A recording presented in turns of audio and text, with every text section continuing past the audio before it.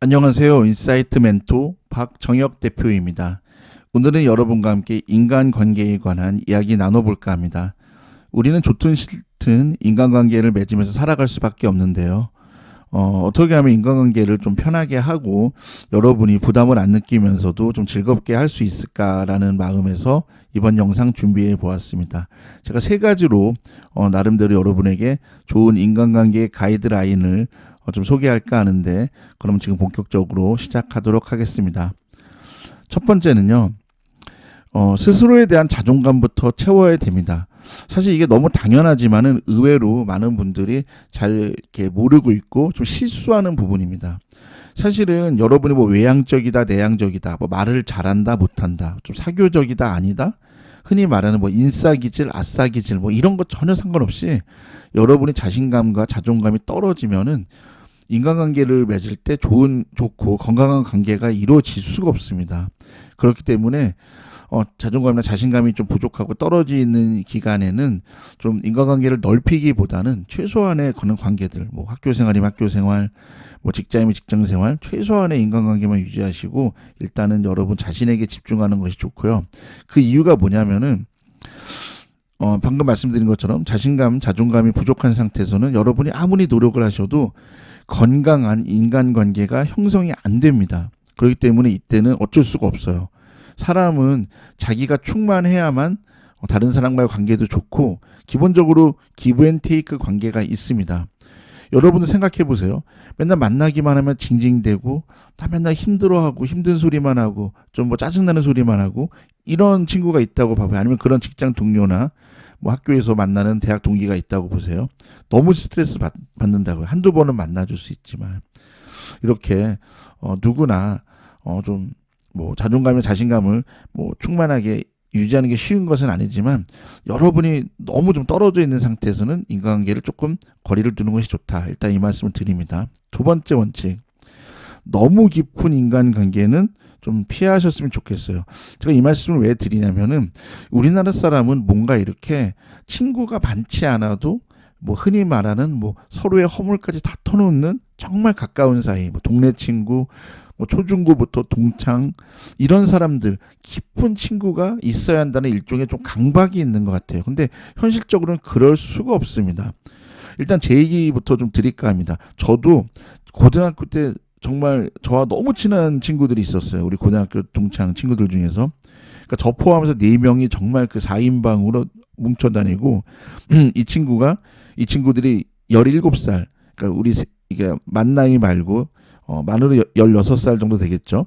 우리가 고1부터 시작해서 35살까지, 다시 말하면 17년, 18년 동안 정말 저희는 자주 봤고요. 서로 결혼식 다 축하해주고 서로 경조사도 다니고 진짜 와, 우리 4명은 끈끈하다 싶은데 지금은 연락이 잘 안 됩니다.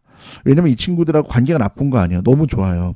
가끔 경조사 이렇게 가서 보게 되면은 너무 가깝고 끈끈하고 애틋하고 정말 좋은데 지금은 서로 사는 곳도 다르고 뭐 자녀가 뭐 있는 친구도 있고 없는 친구도 있고 뭐 다 너무 다양해요. 그리고 지금 살아가는 직업도 다르고 뭐 장소도 다르고 그러다 보니까 지금은 만날 수가 없어요.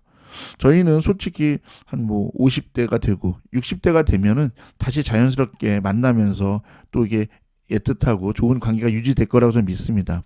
그 정도로 정말 거의 20년 가까운 시간 동안 그렇게 뭉쳐다니고 그렇게 서로의 진심을 나누는 친구도 서로 삶의 라이프 스타일이나 사는 모습이 달라지니까 이렇게 돼요. 제가 그때 많이 깨달았어요. 그래서 인간관계를 잘하는 분들은 어떻게 하시는지 둘러보기 시작했습니다. 제가 그때부터. 둘러보니까 인간관계를 잘 맺는 분들, 그리고 뭐 우리나라 사회에서든 뭐 외국에서든 좀 사회생활이나 이런 뭐 인생에서 성공한 사람들은 어떻게 인간관계를 하는지 제가 직접 많이 물어보기도 했고 책을 통해서도 보고 다양한 케이스를 조사해 보니까 공통적으로 그분들은 우리의 통념이나 이런 거와 다르게 너무 멀지도 않고 너무 가깝지도 않은 이런 적당한 인간관계를 잘 유지해요. 근데 실제로 이게 맞는 게 우리가 뭔가 이제 도움을 받을 때, 제가 좀 다음 슬라이드 준비를 했는데 사실은 이제 우리가 뭔가 도움을 주고받을 때는 너무 가까운 사람들은 도움을 주고받을 수가 없어요. 실제적으로. 반대로 너무 멀어서 뭐 예를 들면 뭐 10년에 한 번 볼까 말까 한 사람, 아는 사람이긴 하지만 이런 사람한테는 서로 도움을 주고받을 수도 없고 부탁도 할 수 없고, 또 반대로 너무 가까운 사람은 또 도움을 주고받을 수도 없어요. 실제로 우리가 좀 부담을 느끼지 않으면서도 도움도 요청할 수 있고, 또 기꺼이 도와줄 수도 있고, 도움을 받을 수도 있고, 이런 관계는 사실 멀지도 또 가깝지도 않은 또 그런 관계에 있는 분들이 서로 실제적으로 많이 도와주는 걸 저도 경험했고, 실제로 성공하는 분들이 그런 말씀을 공통적으로 하십니다. 그런 것처럼 너무 깊은 인간관계를 만들기보다는 뭐 깊지 않아도 괜찮아요. 적당한 거리에 이게 인간관계에 있는 분들을 뭐 자주자주 이렇게 연락도 하면서 좀 잘 끌고 가는 것도 필요해요. 그러니까 저는 그렇게 생각합니다. 개인적으로는 깊은 인간관계를 맺는 소수의 사람보다는 조금 거리는 좀 떨어져 있더라도 넓게 많이 사귀는 것도 나쁘지는 않다. 그리고 여러분 생각하는 것보다 훨씬 괜찮다. 그리고 실제로 성공한 사람들은 그렇게 하고 있다라는 말씀을 드립니다. 이건 뭐 정답이 있는 건 아니에요. 그렇다는 거죠. 마지막 세 번째, 가까운 사이일수록 반드시 성의 표시를 하셔야 됩니다.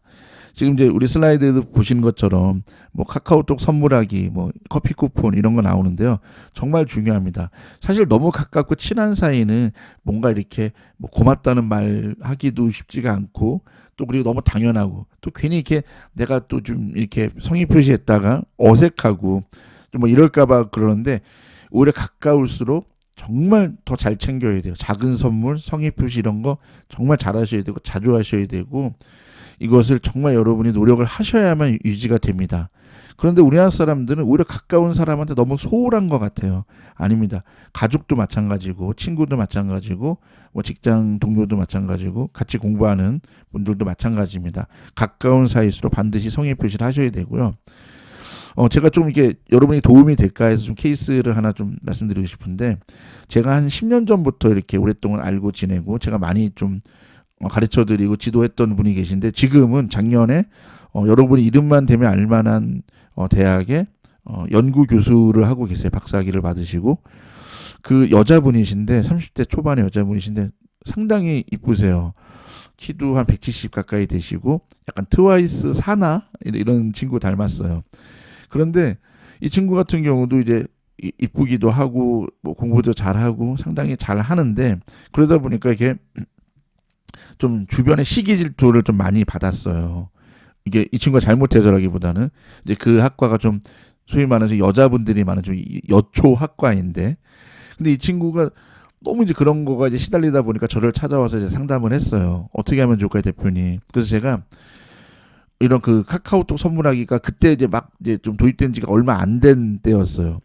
그래서 뭐 스타벅스 커피 쿠폰도 좋고 뭐 가벼운 선물도 좋으니까 네가 이런 선물하기에 있는 걸 많이 구입을 해갖고 사소한 도움만 받아도 뭐 커피 쿠폰 하나씩 쏘고, 그리고 뭐 더 큰 도움을 받았다 그러면은 뭐 치킨 교환권도 하나 쏘고, 뭐 그리고 이제 뭐 교수님이나 조금 나이가 있는 분들은 뭐 건강식품, 뭐 홍삼이라든지 뭐 비타민, 뭐 고함량 비타민이라든지 뭐 이런 것도 선물하고, 이런 식으로 이런 성의 표시를 하고 감사 표현하는 것을 제가 그 친구한테 시켰어요.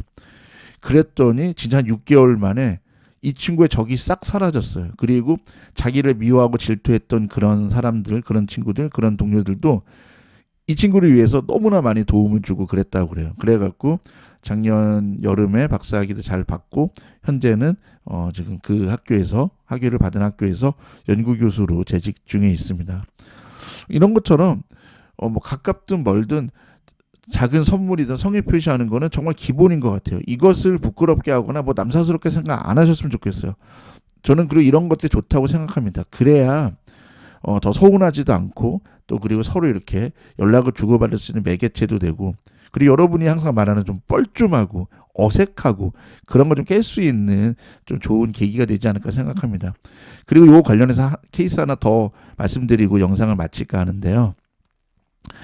지금 이제 슬라이드에 보이시는 사진이 우리나라에서 이름만 대면 알만한 특급 호텔에 있는 커피숍입니다. 제가 왜 하필이면 호텔 커피숍에 있는 이미지를 소개를 하고 있냐면요. 사실은 이제 그 우리가 호텔 커피숍 그러면은 좀 이렇게 일반 대중한테는 가기가 이렇게 좀 다가가기 어려운 장소이기도 합니다. 뭐 왠지 비쌀 것 같고 또 왠지 또 좀 어색하기도 할 것 같고 그런데 실제로 비싸기도 해요. 근데 제가 이제 한 1년 전부터 알게 된 저의 지인분이 계시는데 그분은 사업을 크게 하셨던 분이에요, 예전에. 근데 이분은 뭔가 이렇게 감사 표시라거나 좀 이렇게 오랫동안 잘 지내고 싶은 사람이 있으면 꼭 식사를 한 다음에 식사는 뭐 평범한 걸 먹더라도 차를 마실 때는 이런 호텔 커피숍에 가서 같이 이렇게 이야기도 나누고 또 이렇게 뭐 그런 교제를 하는 그런 이제 일종의 취미 내지는 또 그런 게 자기만의 루틴이 있다고 하시더라고요. 그래서 저를 몇 군데 데려가셨는데 너무 좋더라고요. 왜냐면은 일단 뭐 시중에 있는 프랜차이즈 커피숍이나 이런 뭐 카페나 이런 데는 너무 사람이 많고 번잡해요. 그리고 이제 오래 앉으면 눈치도 보이고요. 근데 호텔 커피숍 같은 경우는 커피가 되게 비싸요. 뭐 아메리카노 한 잔에 2만 원이 보통 넘습니다. 그리고 뭐 라떼나 이런 거 시키면 거의 뭐 2만 7천 원, 3만 원 가까운 그런 메뉴도 있고 대신 이제 뭐 아메리카노 같은 거는 뭐 무한 리필도 해주고요.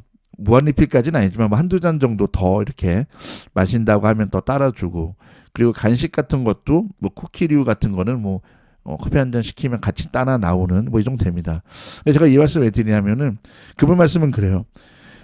이 호텔 커피숍에 데려가서 같이 이야기를 나누고 그러면은 뭔가 얘기가 더 잘 되고 그리고 서로 더 가까워지고 그리고 상대방이 그렇게 고마워하고 자기를 정말 좋게 기억을 오랫동안 한대요. 그 호텔 커피숍에서 갔다 온 그때 그 기억을. 그래서 정말 인상 깊었고 저도 나중에 좀 제가 이렇게 오랫동안 보고 싶은 분들이 계실 때는 이 호텔 커피숍에서 만나서 같이 인간관계와 이런 또 교제를 나누고 싶다 이런 생각이 들었어요.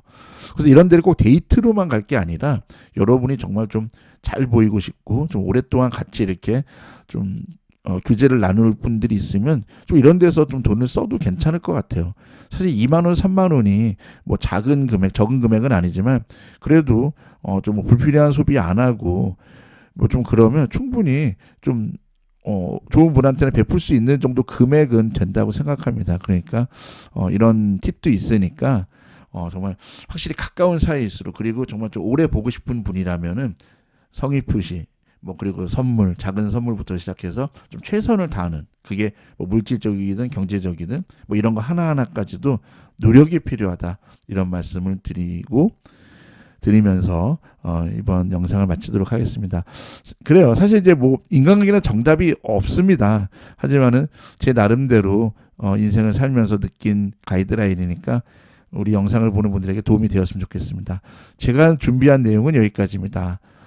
네, 다음에 더 좋은 영상으로 인사드리겠습니다. 고맙습니다.